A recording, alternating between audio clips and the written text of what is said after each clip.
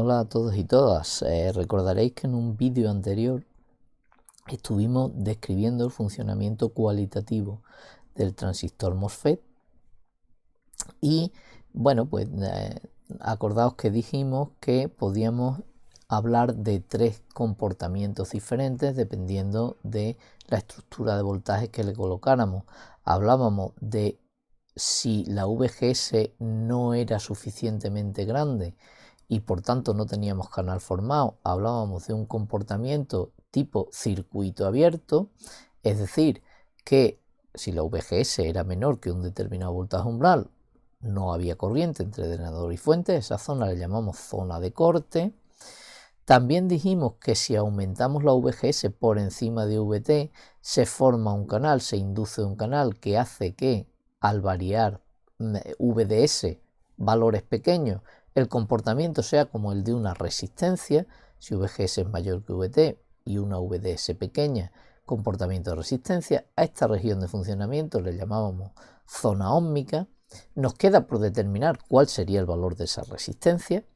Y por último, también vimos que si aumentamos mucho el valor de VDS, se estrangula el canal y eso provoca que llega un momento en que aunque aumentemos la VDS, la corriente no varía y eso le llamábamos saturación, es decir, se satura la corriente. La zona le llamaremos zona de saturación y el comportamiento es el de una fuente de corriente porque es una corriente fija aunque variemos la VDS. Por tanto, para VGS mayor que VT y una VDS grande, pues conseguiremos un comportamiento de tipo fuente de corriente.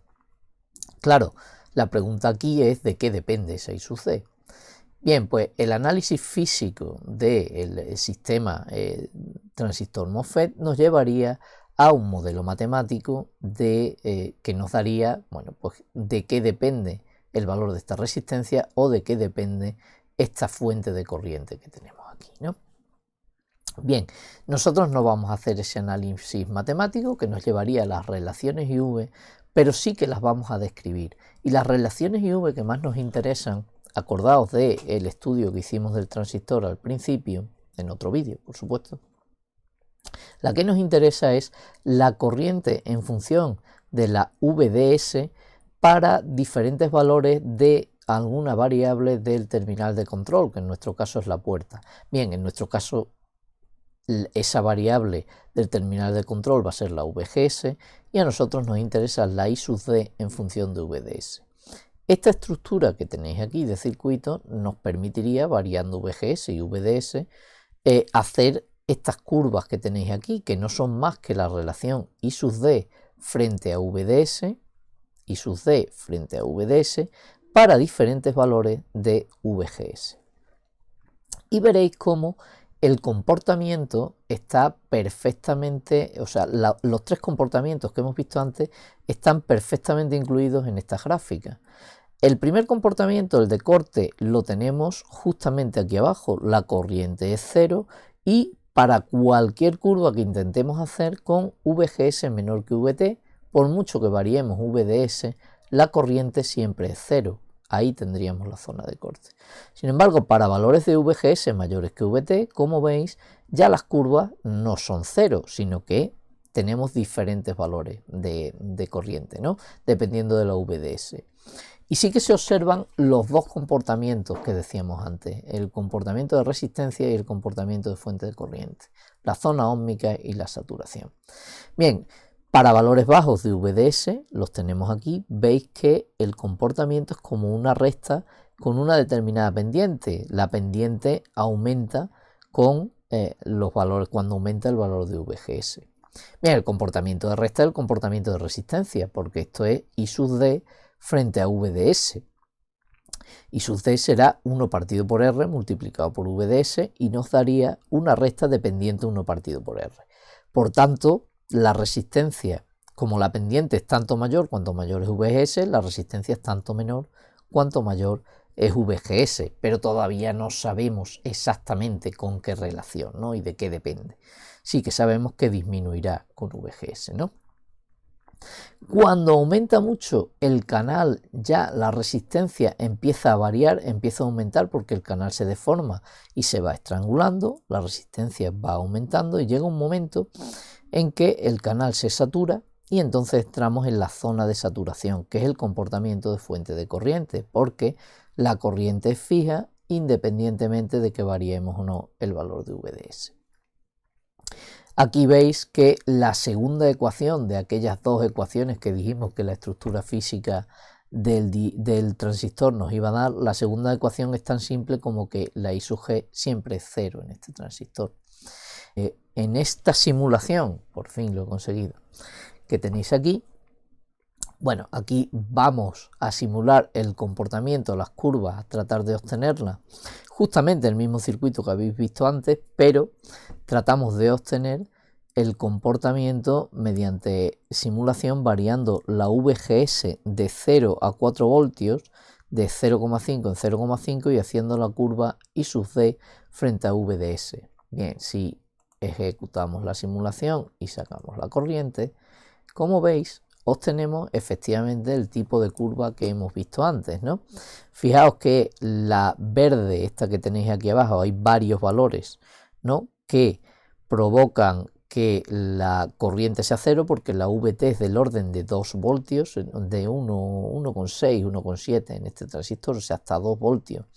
No vemos una curva de este tipo y vais viendo cómo para los valores de VGS ya mayores que VT vamos obteniendo una curva tal y como decíamos antes, ¿no? Podríamos ver cuál es la pendiente sin más que sacar dos cursores, ponerlos por aquí. Bueno, pues para diferentes valores, claro, para poner los cursores tenemos que llevarlos a el tipo de, vamos a sacar solamente un step, por ejemplo el de 3 voltios, y si sacamos ahora los dos cursores vemos cómo podríamos, por ejemplo, ver cuál es la pendiente aquí, es 0,2 aproximadamente, luego la resistencia sería del orden de 5 ohmios, muy pequeña, y veis cómo sí que es verdad que aquí, aunque en nuestras curvas lo poníamos completamente recto, sí que en el transistor real se va a observar una determinada pendiente que bueno, hace que, aquí sería del orden de un K la resistencia, hace que la resistencia ahí no sea el comportamiento como de fuente de corriente exactamente, sino que tiene una pequeña resistencia, ¿no? Bien, si volvemos otra vez a nuestra presentación, la pregunta que nos hacemos es, vale, pues de qué depende esta resistencia y de qué depende el valor de corriente en esta zona de saturación. Eso de modelos matemáticos se pueden obtener haciendo el análisis físico del sistema que hemos estado viendo, y aquí tenéis cómo serían matemáticamente esas relaciones IV en las diferentes zonas. En la zona de corte la corriente es 0 y siempre estaremos en corte si VGS es menor que VT. En la zona óhmica la corriente es directamente proporcional a VDS, y esa constante de proporcionalidad, como veis, depende de VGS, es decir, es beta VGS menos VT, depende de la diferencia entre VGS y VT. Y estaremos en esta zona siempre que VGS sea mayor que VT y la VDS sea suficientemente pequeña. Ese suficientemente pequeña se cuantifica en que sea menor que VGS menos VT. ¿Y esta beta qué es? Bueno, esta beta es una constante, es un segundo parámetro del transistor. El primero sería VT. Es un segundo parámetro que depende de la movilidad de los electrones en la estructura cristalina del semiconductor con que esté hecho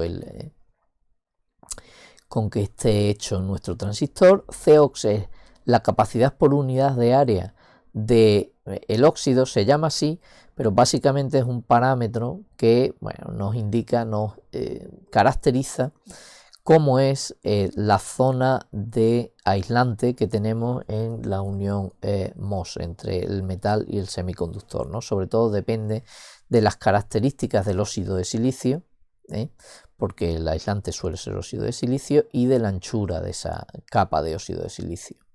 Y por último, la W y la L que tenemos aquí son los parámetros físicos del transistor. La W y la L son la W, la longitud del canal y el ancho del transistor. ¿De acuerdo?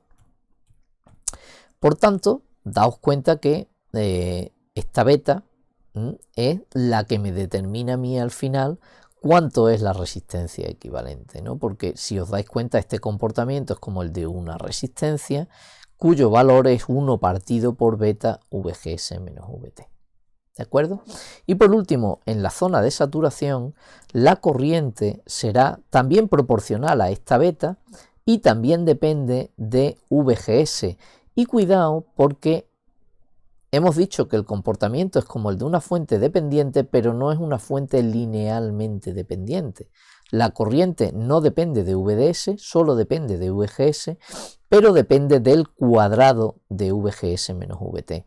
Esto nos dará algunos problemas en nuestros circuitos, porque, insisto, el comportamiento es como el de una fuente de corriente conectada entre drenador y fuente, pero insisto que no es una fuente lineal. Esta beta es la misma que esta y bueno, pues en esta zona estaremos si la VGS es mayor que VT y la VDS es suficientemente grande, es decir, es mayor que VGS menos VT. Por tanto, cuando nos enfrentemos a un circuito, el transistor podrá estar funcionando de una de estas tres maneras, con uno de estos tres circuitos equivalentes. Para analizar un circuito que contenga transistor MOSFET, haremos lo mismo que hacíamos con el diodo. Supondremos que está en una de estas zonas, sustituiremos el transistor por uno de estos tres comportamientos y una vez que lo hayamos sustituido, analizaremos el circuito tratando de buscar que se verifique las condiciones inherentes a la región de funcionamiento que hemos probado. Si es esta, pues trataremos de buscar si VGS es menor que VT. Si es esta, si se verifican estas dos condiciones. Y si es esta, si se verifican esas dos. Aquí tenéis un pequeño ejemplo, ¿no?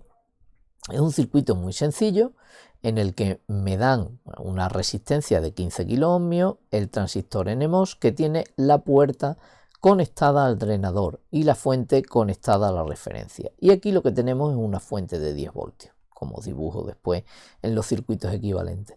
Y me dicen que VT son 2 voltios y que la beta son 0,2 miliamperios partido por voltio cuadrado. Daos cuenta que beta tiene que tener esas dimensiones. Al multiplicarla por una tensión al cuadrado me tiene que dar corriente. Luego 0,2 miliamperios partido por voltio cuadrado. Y me piden cuánto vale la corriente I sub D. Fijaos que pongo I sub D aquí, pero I sub D, si os dais cuenta, será la misma que la que circula por el diodo. ¿Por qué? Porque por aquí podría ir corriente, por la ley de las corrientes de Kirchhoff en este nodo, pero resulta que esta corriente, que es la I sub G en el transistor, es cero, porque sabemos que en el transistor MOSFET por la puerta no circula corriente. Imaginaos que suponemos que el transistor está en corte, en la región de corte. El circuito equivalente que habría que analizar es este. Es muy sencillo porque no hay ninguna corriente, dado que no se puede establecer ningún camino para que las corrientes vayan del positivo al negativo de la fuente. Por tanto, aquí la caída de tensión es cero, el voltaje en D son 10 voltios respecto a la referencia. Y es el mismo que en G, porque D y G están conectados a través de este conector. Por tanto, la VGS será 10 voltios y la VGS, 10 voltios, es bastante mayor que la VT, que son 2. Por tanto, esto es incompatible con la hipótesis de que estamos en zona de corte. Descartamos esa hipótesis. Imaginaos que suponemos ahora que estamos en la zona óhmica. El circuito equivalente que tendríamos que analizar, ahora sustituimos el transistor por la resistencia, pero daos cuenta que esta también la vamos a descartar muy rápido. ¿Por qué? Porque al tener conectado el drenador a la puerta, la VDS y la VGS son la misma. ¿De acuerdo? Y claro, ¿qué se tenía que verificar aquí? Pues si recordáis, en la zona óhmica se tiene que verificar que la VDS sea menor que VGS menos VT. Pero no puede ser porque VDS y VGS son iguales, ¿no? Y la VT son 2 voltios. Por tanto, Aquí siempre se verificará que VGS es mayor que VDS menos VT, por tanto, si está conduciendo, y debe estarlo porque la hipótesis de corte ya la hemos descartado, pues si está conduciendo, no puede estar en zona ósmica, deberá estar en saturación. Hacemos esta suposición y entonces sustituimos ahora el transistor por la fuente de corriente de valor beta partido por 2 VGS menos VT al cuadrado. Bien, ya sabemos que VGS es mayor que VDS menos VT, pero ¿será VGS mayor que VT en este circuito? Hombre, pensamos que sí, porque la otra hipótesis ya la hemos descartado. No obstante, vamos a comprobarlo. Entonces, como sabemos que VDS es igual a VGS, aquí podemos ver que esa VDS, esta diferencia de potencial, sería la misma que si voy por aquí. Primero doy un salto de aquí a aquí, que serían 10 voltios, y después de aquí a aquí, que como voy en la dirección de la corriente, sería menos I sub D por los 15K, ¿no? Con lo cual, despejando de aquí la I sub D, me quedaría 10 menos VGS partido por 15K. Pero es que la I sub D, esta, es la misma que esta, y tiene que ser beta partido por 2 VGS menos VT al cuadrado. Si os dais cuenta si igualáis las dos corrientes, nos queda una ecuación donde conozco beta, conozco VT, conozco la resistencia y la única incógnita es VGS. Si la despejo me quedaría una ecuación de segundo grado. Esta ecuación de segundo grado tiene dos soluciones. Este es el problema de la fuente esta que tenemos aquí, que no es linealmente dependiente, que me pueden quedar ecuaciones de segundo grado cuando analizo circuitos con MOSFET. ¿De acuerdo? Aquí tenéis el ejemplo. ¿Qué pasa? Que esta VGS me da dos valores, pero el primero lo descarto inmediatamente porque VGS tiene que ser mayor que VT y aquí con esto no lo sería. Y este valor, efectivamente, este valor sí que hace que VGS sea mayor que VT porque son 4 voltios y utilizando este valor para el cálculo de la I sub D, teniendo en cuenta que ya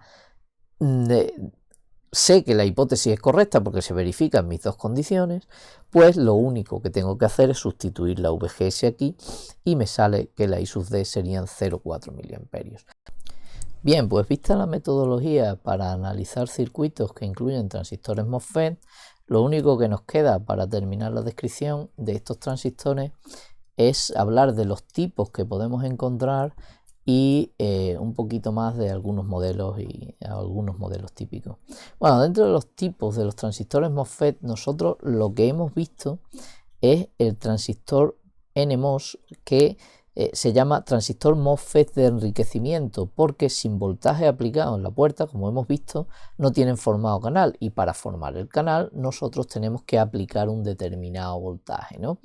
Y hemos visto que existe el transistor NMOS. Bueno, pues también existe, se llama transistor MOSFET de enriquecimiento de canal N o NMOS, y es del que hemos estado hablando.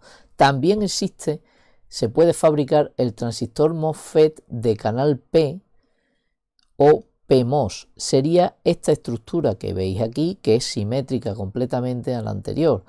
Tenemos un sustrato tipo N y dentro de él hacemos dos difusiones paralelas tipo P. Bueno, el análisis es complementario al anterior, las ecuaciones que describen su funcionamiento son las mismas. No vamos a entrar en esa descripción, nos quedaremos solamente en el transistor MOSFET de enriquecimiento de canal N, pero bueno, quería que supieseis que existe también el de canal P, y de hecho la mayor parte de los circuitos integrados que se diseñan hoy en día utilizan transistores MOSFET de canal N y de canal P combinados en lo que se conoce como tecnología CMOS, que C viene de Complementary MOS, ¿de acuerdo? Utilizan puertas lógicas que se hacen con transistores NMOS y PMOS, ¿de acuerdo? Además del MOSFET de enriquecimiento, existe lo que se conoce como el MOSFET de deplexión, se utiliza menos y básicamente en lo que consiste es en que entre las difusiones N sin ningún voltaje aplicado existe un pequeño canal que está formado de forma que sin aplicar voltaje en la puerta puede existir corriente entre drenador y fuente, y mediante el voltaje de puerta lo que podemos es modular ese canal, hacerlo desaparecer completamente o hacerlo más grande. ¿De acuerdo? Bueno, las ecuaciones son muy parecidas, pero tampoco viene al caso, simplemente que sepáis que existen, ¿no?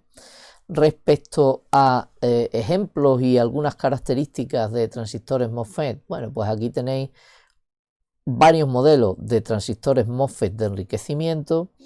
Aquí tenéis un transistor MOSFET de depresión, NMOS, para que veáis que existen, y un par de transistores PMOS que también son de enriquecimiento. La VT es el voltaje umbral. Fijaos que el voltaje umbral no es un voltaje que se controle muy bien en el proceso de fabricación. Nos dan un rango que suele ser bastante grande, entre 1 y 2 voltios, por ejemplo, en este modelo, o en este entre 0,5 y 2 voltios. Y después nos suelen dar la resistencia en zona óhmica máxima que podemos encontrar. ¿De qué orden es? Pues fijaos que no es una resistencia grande, ¿no? Estamos hablando de 200 de ohmios como mucho. Y aquí veis la corriente mínima para VDS igual a 10 voltios que podemos encontrar cuando tenemos en funcionamiento estos transistores, ¿no? Y por último, bueno, pues voltajes de ruptura, drenador fuente y voltaje de ruptura puerta fuente, voltajes máximos que no debo superar para que no se estropee el funcionamiento del transistor, ¿de acuerdo? Bueno, son modelos escogidos casi al azar. Existen muchos más modelos de transistores MOSFET, solo tenéis que ir al LTSpice y intentar poner uno y veréis que os salen gran cantidad de modelos y tenéis disponibles sus hojas de características en internet. Bien, pues con esto terminaríamos la explicación del transistor MOSFET. De todas maneras, como vimos en el vídeo explicativo de los transistores, perdón, vamos a ver también el funcionamiento de otro tipo de transistores que serán los transistores bipolares. Hasta ese vídeo, bueno, pues iros estudiando lo que va, que no es poco. ¿De acuerdo? Hasta luego.